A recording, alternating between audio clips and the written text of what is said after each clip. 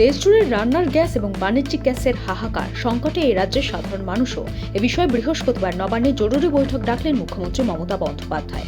কিভাবে এই সংকট থেকে বেরোনো যায় তা নিয়ে আধিকারিকদের সঙ্গে আলোচনা করবেন। গ্যাসের দাম বৃদ্ধির প্রতিবাদে আগামী সপ্তাহে আবারও পথে নামতে পারেন বলে জানিয়েছেন রাজ্যের প্রশাসনিক প্রধান।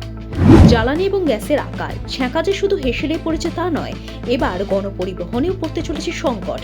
বিভিন্ন জায়গায় অটোর ভাড়া বাড়ানোর খবর আসছে। সরকারি অনুমোদন ছাড়াই বিভিন্ন রুটের নিজেদের মতো করে ভাড়া বাড়িয়ে নেওয়ার অভিযোগও উঠে আসছে। ইতিমধ্যেই গড়িয়া বারুইপুর, সোনারপুর গড়িয়া, বারুইপুর জুলপিয়া, বারুইপুর দক্ষিণ বারাসত সহ একাধিক রুটে অটোর ভাড়া বাড়ানো হয়েছে। দিল্লির যুবক হরিশ রানার স্বেচ্ছা মৃত্যুর অনুমতি দিল দেশের শীর্ষ আদালত। গত 13 বছর ধরে কোয়াড্রিপ্লেজিয়া রোগে আক্রান্ত হয়ে নড়াচড়া করতে পারেন না এই যুবক।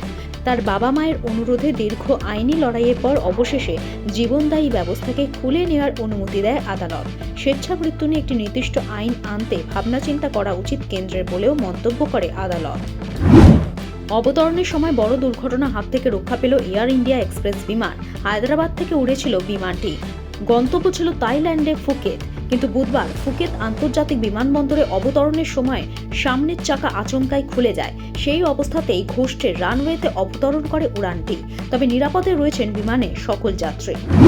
কলকাতা সহ দক্ষিণবঙ্গে বজ্রবিদ্যুৎ সহ বৃষ্টির পূর্বাভাস। সপ্তাহভর গাঙ্গেয় পশ্চিমবঙ্গে বৃষ্টি হতে পারে বলে জানিয়েছে আলিপুর আবহাওয়া দপ্তর। বৃষ্টির সঙ্গে বয়ে যেতে পারে ঝোড়ো হাওয়া। তার ফলে তাপমাত্রাও ওঠানামা করবে। ভরা বসন্তে আবারও নামতে পারে পারদ। ব্যুরো রিপোর্ট, লটারি সংবাদ।